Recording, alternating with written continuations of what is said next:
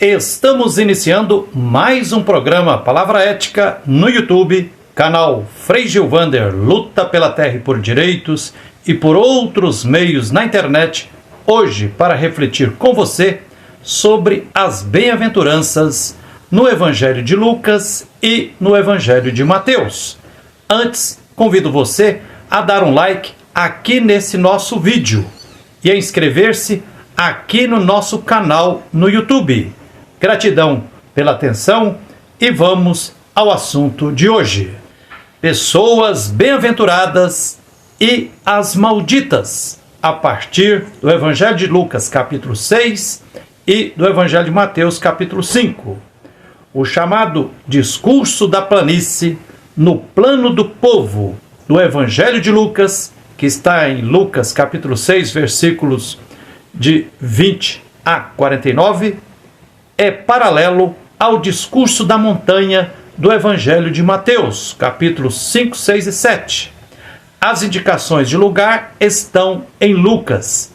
Segundo Lucas, Jesus desce da montanha e na planície, no plano do povo, no mesmo nível, olho no olho, apresenta as bem-aventuranças. As comunidades de Mateus, como as de Lucas, se serviram de um evangelho hoje perdido, que reunia palavras e ensinamentos de Jesus, que se costuma chamar de fonte Quelli, o evangelho dos ditos de Jesus. O discurso da planície de Lucas é muito mais breve do que o discurso da montanha de Mateus, com 3 capítulos. Provavelmente não tenha nenhum texto da tradição evangélica que tenha sofrido, através dos séculos, tantas e tão variadas interpretações como o chamado discurso da montanha, de Mateus capítulos 5, 6 e 7. O discurso da planície, segundo Lucas, foi relegado benignamente a um segundo plano, quase esquecido. Sobre Mateus foram feitas leituras alegórica, escatológica, fundamentalista, sociológica e, naturalmente, leitura teológica.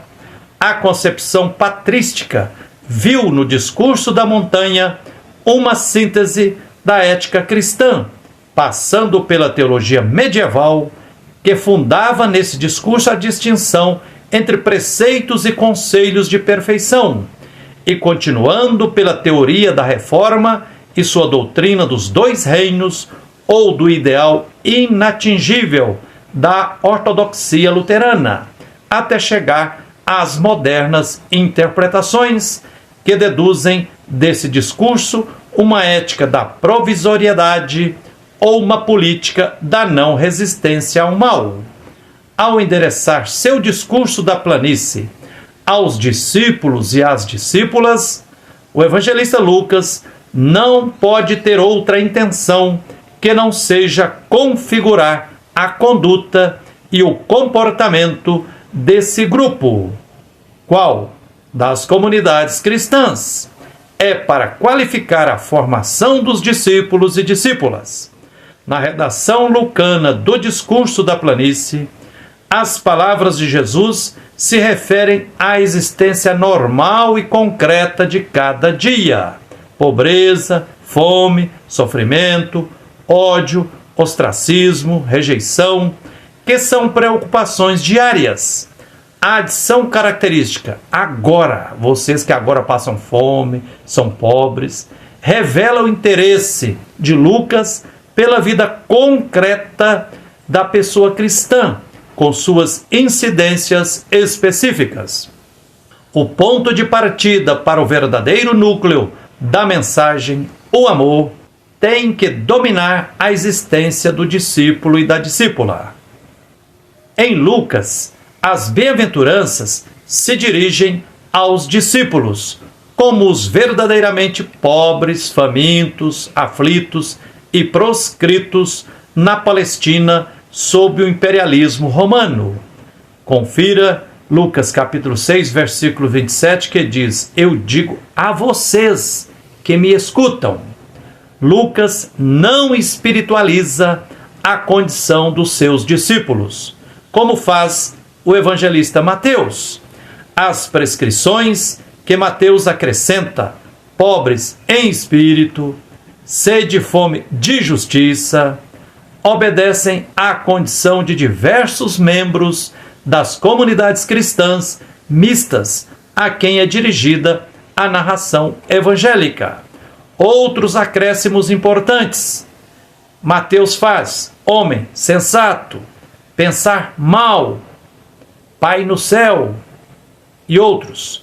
Para Mateus, Jesus Cristo é o novo Moisés. Para Lucas, o Galileu é o misericordioso, concretização da profecia de Oséias, que diz: só quero misericórdia. O discurso da planície se diferencia do discurso da montanha de Mateus, não somente por causa da geografia.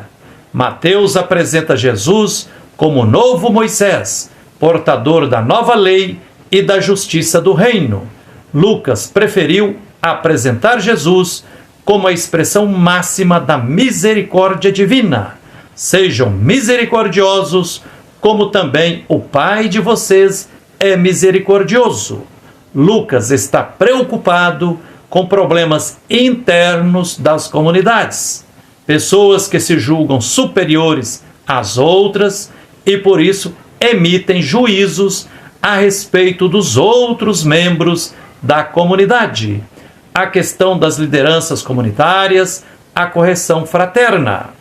A religião não deve ser algo para ser ensinado aos outros, mas para ter seus valores vivenciados e testemunhados.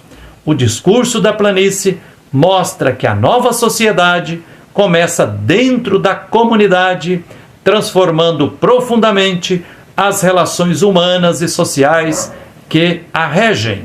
No Evangelho de Mateus e no Evangelho de João, os fariseus e religiosos do templo são comparados com cegos, porque optam por serem de linha conservadora e são fundamentalistas, moralistas, rigoristas.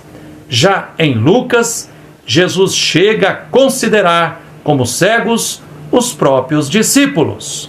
Portanto, a melhor solução é a cura do espelho, procurar seguir aquilo que de bom percebemos nos outros e corrigir em nós o que achamos que está errado em nossos semelhantes.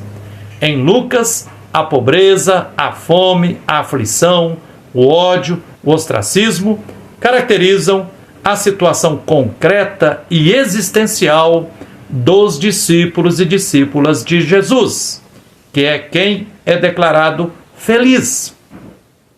Como alguém pode ter a coragem de afirmar que pobres, aflitos e famintos são ou podem ser felizes sem ser hipócrita ou cínico? A propaganda está a todo momento dizendo que felicidade é ter o carro do ano, uma mansão, fazer viagens, viver no luxo.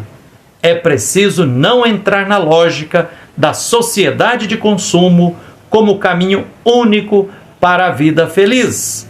Observem os lírios do campo. A primeira coisa que importa é que os pobres não percam sua dignidade e autoestima, apesar de serem marginalizados pela sociedade. As bem-aventuranças concretizam e radicalizam aquilo por Jesus na sinagoga de Nazaré. Um dos problemas dos ricos é que vivem de forma autossuficiente. Para se tornarem ricos, tiveram que acumular explorando de alguma forma e assim se negaram a viver a vida partilhando, sendo pessoa solidária. A quarta bem-aventurança tem características diferentes. Felizes de vocês se os homens os odeiam, se os expulsam, os insultam e amaldiçoam o nome de vocês por causa do Filho do Homem. Esta bem-aventurança diz respeito a hostilidades que os discípulos e as discípulas sofrem por causa do seguimento do Filho do Homem.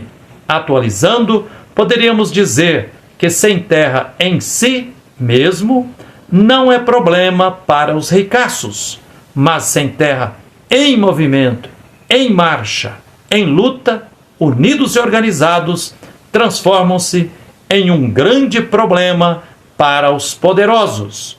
Fala-se nos tais pobres em espírito, muitas vezes para se referir a pessoas que possuem muitos bens e riquezas, mas seriam desapegadas delas. E com isso se justifica tanto a riqueza quanto a pobreza, porque então haveria também os pobres com coração de rico. Ou seja, segundo essa compreensão, a bem-aventurança não está enfocando a riqueza ou a pobreza, mas o apego ou o desapego. A questão residiria no interior da pessoa, no seu coração, no seu espírito. Inclusive existem Bíblias que traduzem "Felizes os que têm coração de pobre", o que é uma traição ao sentido original da bem-aventurança. No entanto, não parece ser disso que as comunidades de Mateus estão falando, quando no seu evangelho aparece a palavra espírito. Ela nunca está se referindo ao interior das pessoas, à sua alma ou ao seu coração, ou ela se refere ao Espírito de Deus que age nas pessoas e particularmente em Jesus, ou aos espíritos maus. Para se referir ao interior das pessoas, as palavras são outras. Veja a bem-aventurança de Mateus capítulo 5, versículo 8. Felizes os de coração puro. Com certeza, as comunidades de Mateus não estão querendo desviar a atenção da pobreza material para a espiritual, como tantas vezes se tem dito por aí. Basta ver para quem Jesus dirige as bem-aventuranças, segundo o Evangelho das comunidades de Mateus: aos pobres adoecidos, epilépticos, paralíticos, oprimidos, em multidões. As comunidades do Evangelho de Mateus falam muito mais dos pobres que encontram sua força no Espírito de Deus para lutar e construir o reinado divino. Ao nos aprofundarmos nessas passagens bíblicas, considerando o seu contexto e atentos aos acontecimentos do nosso tempo, vale ressaltar que é preciso voltar a Jesus e a sua proposta para a implantação do reinado divino aqui e agora. Enfim, bem-aventuradas todas as pessoas empobrecidas, marginalizadas, excluídas, que não se entregam ao sistema opressor, não introjetam a ideologia dominante, e todas as pessoas de boa vontade que a elas se unem com fé, coragem e esperança, em marcha coletiva, no caminho, em luta por justiça, por vida digna e em defesa da nossa casa comum. É isso aí. Gratidão pela atenção. Se você gostou deste Palavra Ética, comente aqui abaixo do nosso vídeo e compartilhe este programa Palavra Ética. Inscreva-se aqui no nosso canal, se quiser. Que a luz e a força divina presente em nós nos inspirem sempre na luta por direitos e por tudo o que é justo. Abraço terno de Frei Gilvander Moreira e até o próximo Palavra Ética. Nosso poder está na união. O mundo novo vem de Deus e dos irmãos. Vamos lutando contra a divisão e preparando a festa da libertação. Lutar e crer, vencer a dor, louvar ao Criador. Justiça e paz hão de reinar, e viva o amor.